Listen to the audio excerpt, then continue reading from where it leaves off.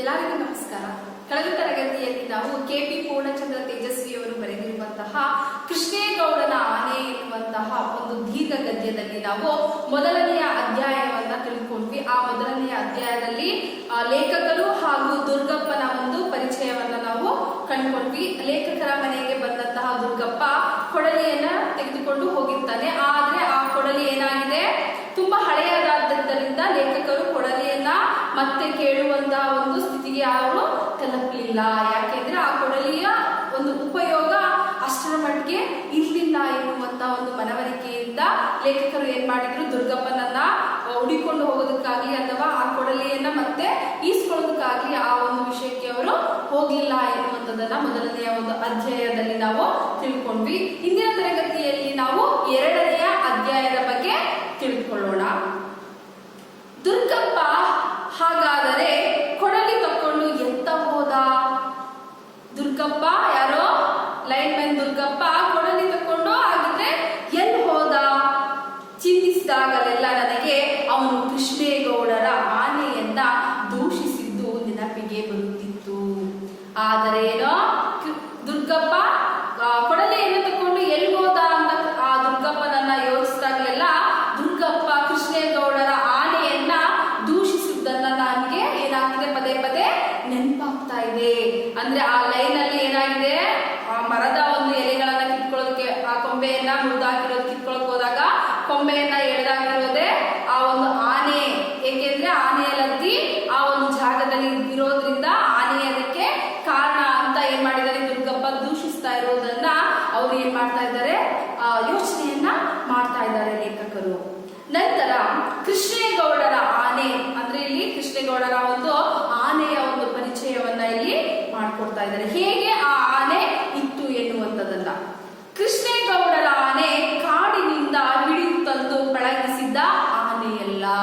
ಕೃಷ್ಣೇಗೌಡರ ಆ ಒಂದು ಆನೆ ಕಾಡಿನಿಂದ ತೆಗೆದುಕೊಂಡು ಬಂದು ಪಳಗಿಸಿದಂತಹ ಒಂದು ಆನೆಯಾಗಿರ್ಲಿಲ್ಲ. ಹಾಗಿದ್ರೆ ಅದೆಲ್ಲಿತ್ತು ಆನೆ ಅಂದ್ರೆ, ಘಟ್ಟದ ಕೆಳಗಿದ್ದ ಗೂಳೂರು ಮಠದ ಆನೆ ಹಾಕಿದ ಮರಿಯೇ ಕೃಷ್ಣೇಗೌಡರ ಬಳಿಯಿದ್ದ ಆನೆ. ಎಲ್ಲಿ ಘಟ್ಟದ ಆ ಒಂದು ಘಟ್ಟದ ಕೆಳಗಿದ್ದಂತಹ ಬೆಟ್ಟದ ಕೆಳಗಿದ್ದಂತಹ ಗೂಳೂರು ಎನ್ನುವಂತಹ ಮಠದಲ್ಲಿ ಸಾಕಿದಂತಹ ಒಂದು ಆನೆ ಮರಿ ಇಟ್ಟಂತಹ ಈ ಆನೆಯಾಗಿದ್ದು ಕೃಷ್ಣೇಗೌಡರ ಆನೆ. ಆನೆ ಹಾಕಿದ ಮರಿಯೇ ಕೃಷ್ಣೇಗೌಡನ ಆ ಒಂದು ಮರಿಯೇ ಕೃಷ್ಣೇಗೌಡನ ಬಳಿ ಇರುವಂತಹ ಆನೆಯಾಗಿದೆ. ಇದು ಹುಟ್ಟಿದ್ದು ಬೆಳೆದಿದ್ದು ಎಲ್ಲ ಊರಿನಲ್ಲಿ. ಆ ಒಂದು ಆನೆ ಹುಟ್ಟಿದ್ದು ಬೆಳೆದಿದ್ದು ಎಲ್ಲವೂ ಸಹ ಊರಿನಲ್ಲಿಯೇ, ಜನಗಳ ನಡುವೆಯೇ. ಹಾಗಾಗಿ ಅದಕ್ಕೆ ಕಾಡಿನ ಬಗ್ಗೆಯಾಗಲಿ ಕಾಡಿನಲ್ಲಿರುವ ಇತರ ಕಾಡಾನೆಗಳ ಬಗ್ಗೆಯಾಗಲಿ ಏನೂ ತಿಳುವಳಿಕೆ ಇರಲಿಲ್ಲವೆಂದು ಕಾಣಿಸುತ್ತದೆ.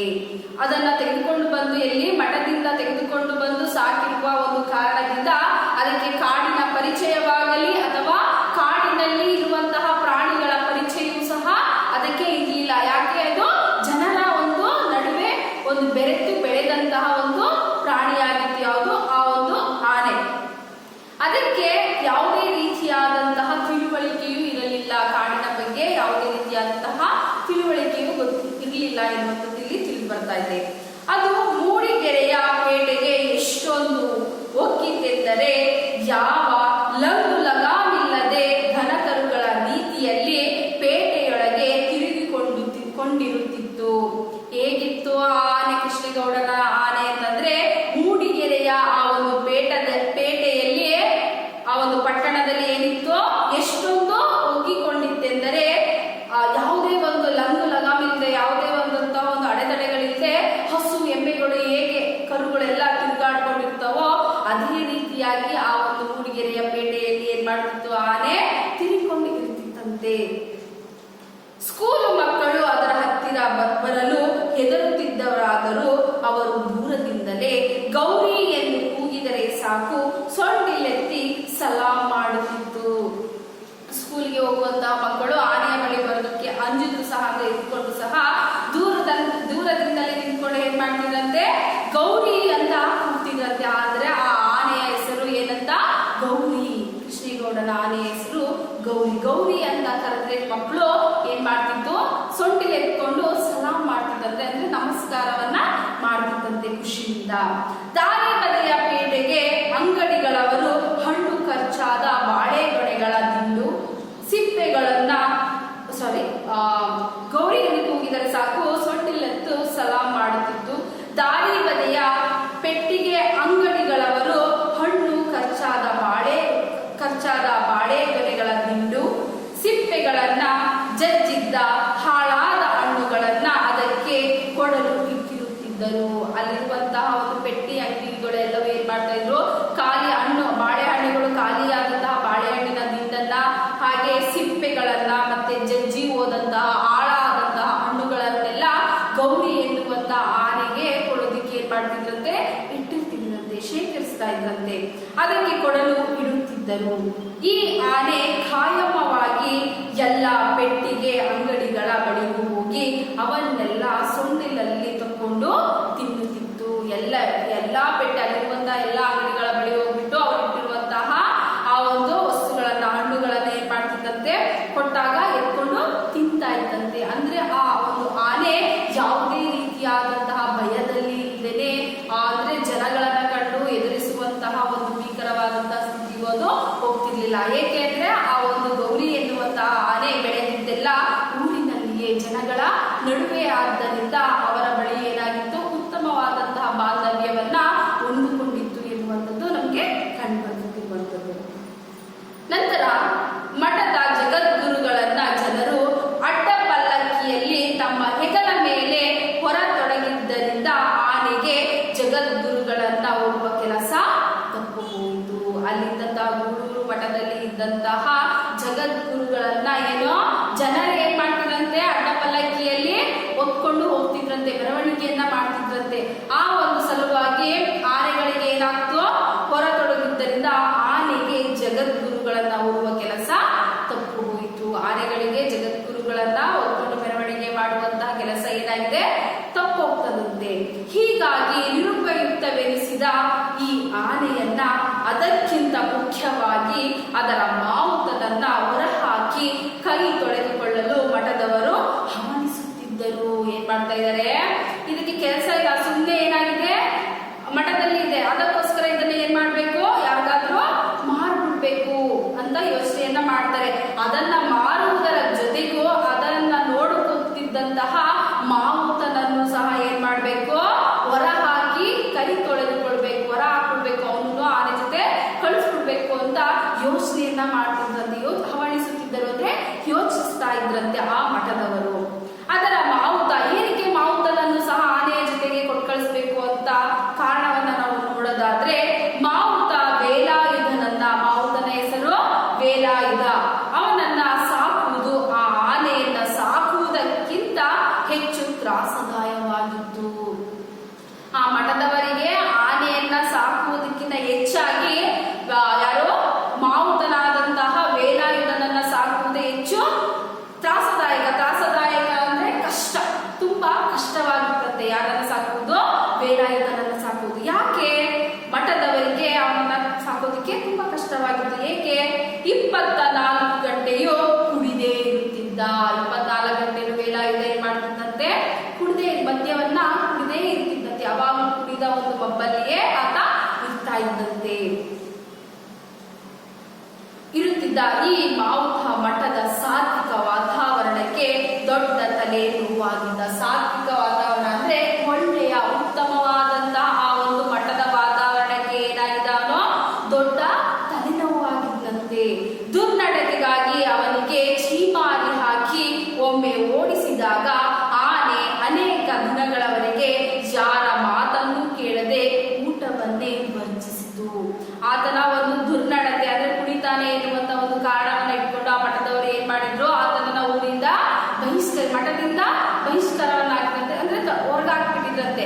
ಆ ಒಂದು ಸಮಯದಲ್ಲಿ ಆ ಆನೆ ಏನಾಗಿತ್ತು, ಊಟವನ್ನು ಮಾಡದೆ ಹಲವು ದಿನಗಳ ಕಾಲ ಊಟವನ್ನ ವರ್ಜಿಸಿತು. ಅಂತಂದ್ರೆ ಬಿಟ್ಟು ಬಿಡು, ಊಟವನ್ನೇ ಆ ಆನೆ ಏನ್ ಮಾಡಿದಂತೆ ಬಿಟ್ಬಿಟ್ಟಿತ್ತಂತೆ. ಅದಕ್ಕೋಸ್ಕರ ಏನ್ ಮಾಡಿದ್ರು, ಕೊನೆಗೆ ಆನೆಯ ಸಲುವಾಗಿ ವೇಲಾಯುಧನನ್ನ ಹುಡುಕಿಕೊಂಡು ಕೇರಳದವರೆಗೆ ಹೋಗಿ ಕರೆತಂದರು. ಏನ್ ಮಾಡಿದ, ಅವರನ್ನ ಮಠದಿಂದ ವೇಲಾಯುಧನನ್ನ ಮಠದಿಂದ ಹೊರಗೆ ಹಾಕಿದ ನಂತರ ಆತ ಎಲ್ಲೋಗಿದ, ಕೇರಳ ಹೋಗಿದಂತೆ.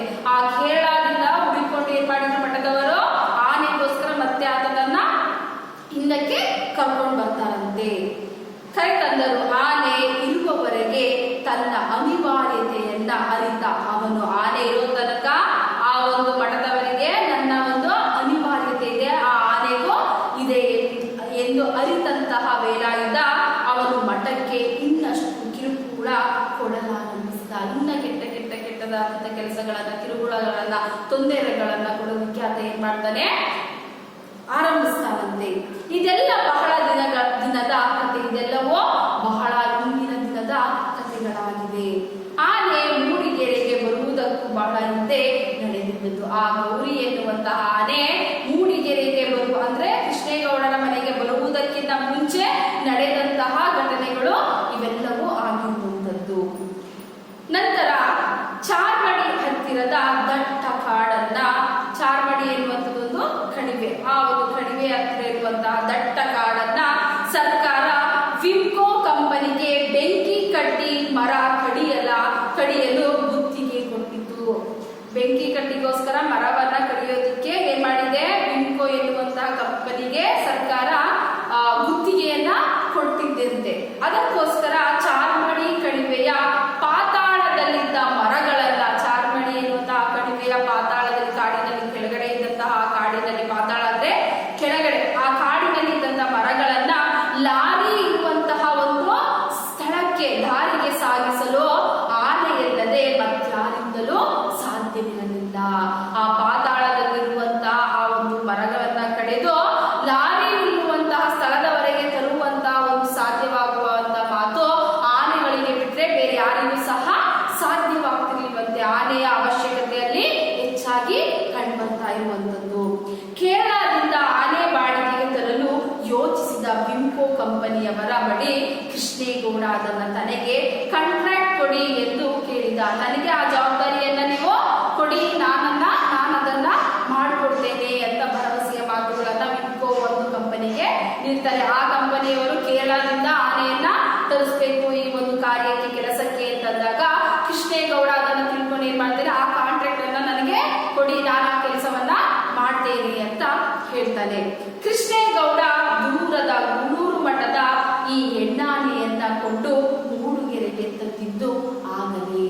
ಯಾವಾಗ, ಯಾವ ಸಮಯದಲ್ಲಿ, ಆ ಒಂದು ವಿಮ್ಕೋ ಎನ್ನುವಂತಹ ಕಂಪನಿಯಿಂದ ಕಾಂಟ್ರಾಕ್ಟ್ ಅನ್ನ ಪಡೆದುಕೊಂಡ ಒಂದು ಸಂದರ್ಭದಲ್ಲಿ ಗೂಳೂರು ಮಠಕ್ಕೆ ಹೋಗಿ ಆನೆಯನ್ನ ಏನ್ ಮಾಡ್ತಾನೆ, ಖರೀದಿ ಮಾಡಿಕೊಂಡು ತರ್ತಾನೆ. ಆ ಒಂದು ಸಮಯದಲ್ಲಿ ಮಾತ್ರ.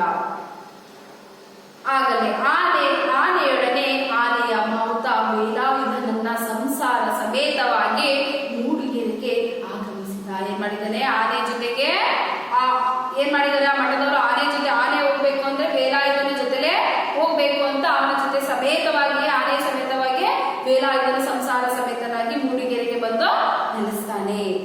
ಮೂಡಿಗೆರೆಗೆ ತಂದದ್ದು ಆಗಲೇ ಆನೆಯೊಡನೆ ಆನೆಯ ಮಾವುತ ವೇಲಾಯುಧನು ಸಂಸಾರ ಸಮೇತವಾಗಿ ಮೂಡಿಗೆರೆಗೆ ಆಗಮಿಸಿದ. ಆ ಆನೆಗೆ ಭಾರಿ ಹಣ ಕೊಟ್ಟು ತಂದೆ ಎಂದು ಕೃಷ್ಣೇಗೌಡ ಬಡಾಯಿ ಕೊಚ್ಚಿಕೊಳ್ಳುತ್ತಿದ್ದು ಹೊರತು ಆತ ಕೊಟ್ಟ ಹಣ ನಿಜಕ್ಕೂ ಆ ಆನೆಯ ಬಾಲಕ್ಕೂ ಸಾಲದು. ಬಡಾಯಿ ಅಂತ ಜಂಬ, ಆನೆಯನ್ನ ನಾನು ಅಷ್ಟು ಹಣ ಕೊಟ್ಟು ನಾನು ತಂದೆ ಅಂತ ಅವನು ಏನೋ ಬಡಾಯಿ ಕೊಚ್ಚಿಕೊಳ್ಳುತ್ತಿದ್ದೆ ಹೊರತು ಆತ ಕೊಟ್ಟ ಹಣ ನಿಜಕ್ಕೂ ಆನೆಯ ಬಾಲಕು ಅಂದ್ರೆ ತುಂಬಾ ಒಂದು ಕಡಿಮೆಯ ಹಣವನ್ನ ಕೊಟ್ಟು ಏನ್ ಮಾಡಿದ್ದಾನೆ, ಆ ಒಂದು ಆನೆಯನ್ನ ಖರೀದಿ ಮಾಡಿದ್ದಾನೆ. ಏನಕ್ಕೋಸ್ಕರ ಮಠದವರು ಕಮ್ಮಿಯ ಒಂದು ಬೆಲೆಗೆ ಆನೆಯನ್ನ ಮಾರಾಟ ಮಾಡುವುದು ಅಂದ್ರೆ ವೇಲಾಯುಧನ ಒಂದು ಕಿರುಕುಳವನ್ನ ತಾಡಲಾರದೆ ಏನ್ ಮಾಡ್ತಾರೆ, ಆನೆಯನ್ನ ಕೊಟ್ಟಿರುವಂತಹ ಒಂದು ಪ್ರಸಂಗವನ್ನ ನಾವು ಇಲ್ಲಿ ಮುಖ್ಯವಾಗಿ ಗಮನಿಸಬಹುದು. ಮಠದವರು ಮೊದಲೇ ಈ ಆನೆಯ ಮಾವುತನನ್ನ ಯಾರಿಗಾದರೂ ದಾಟಿಸಬೇಕೆಂದು ನೋಡುತ್ತಿದ್ದುದರಿಂದ ಕೃಷ್ಣೇಗೌಡ ಆ ಆನೆಯನ್ನ ಕೇಳಿದ ಕೂಡಲೇ ವೇಲಾಯುಧ ಮಠದಲ್ಲಿ ಮಾಡಿದ 4,500 ಸಾಲ ಹಿಂದಿರುಗಿಸಿದರೆ ಸಾಕು ಎಂದು ಕೊಡಲು ಒಪ್ಪಿದರು. ಆನೆಯನ್ನ ಯಾರಾದ್ರೂ ತಗೊಂಡು ಹೋದ್ರೆ ಸಾಕು, ಆ ಆನೆಯ ಸಮೇತವಾಗಿ ವೇಲಾಯುಧನನ್ನು ಅವ್ರ ಜೊತೆಗೆ ಕಳಿಸ್ಕೊಟ್ಬಿಡೋಣ ಅಂತ ಏನ್ ಮಾಡ್ತಾ ಇದ್ರು, ಯೋಚನೆಯನ್ನ ಮಾಡ್ತಾ ಇದ್ರು. ಆ ಒಂದು ಸಂದರ್ಭದಲ್ಲಿ ಅವರಿಗೆ ಇದ್ದಂತ ಒಂದು ಮನಸ್ಥಿತಿ ಏನಪ್ಪಾ ಅಂದ್ರೆ, ಅವನು ಸಾಲ ಮಾಡಿದಂತಹ ಎಷ್ಟು 4,500 ಸಾಲ ಹಿಂದಿರುಗಿಸಿದರೆ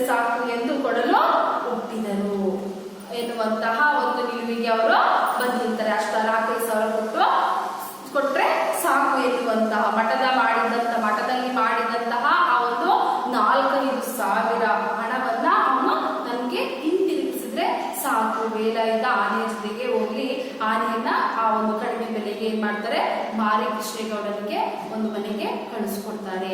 ಆ ನಂತರದ ತರಗತಿಯಲ್ಲಿ ಮಕ್ಕಳ ಆ ಆನೆ ಈ ತರಗತಿಯಲ್ಲಿ ನಾವು ಆನೆ ಹೇಗೆ ಬೆಳೆದಿತ್ತು, ಎಲ್ಲಿತ್ತು, ಯಾವ ರೀತಿಯಾದಂತಹ ಒಂದು ಪರಿಸ್ಥಿತಿಯಲ್ಲಿ ಅದು ಒಳಗೊಂಡಿತ್ತು ಎನ್ನುವಂಥದ್ದನ್ನ ನಾವು ತಿಳ್ಕೊಂಡ್ವಿ. ಮತ್ತೆ ಕೃಷ್ಣೇಗೌಡ ಎಲ್ಲಿಂದ ಆನೆಯನ್ನ ತಂದ, ಯಾವ ಕಾರಣಕ್ಕೋಸ್ಕರ ಆತ ಆನೆಯನ್ನ ತಂದ ಎನ್ನುವಂಥದ್ದನ್ನ ನಾವು ತಿಳ್ಕೊಂಡ್ವಿ. ನಂತರ ತರಗತಿಯಲ್ಲಿ ಅಧ್ಯಾಯ 2ರಲ್ಲಿ ಏನನ್ನ ಹೇಳುತ್ತೆ ಎನ್ನುವಂಥದ್ದನ್ನ ನಾವು ಮುಂದಿನ ತರಗತಿಯಲ್ಲಿ ನಾವು ತಿಳ್ಕೊಳ್ಳೋಣ. ಧನ್ಯವಾದ.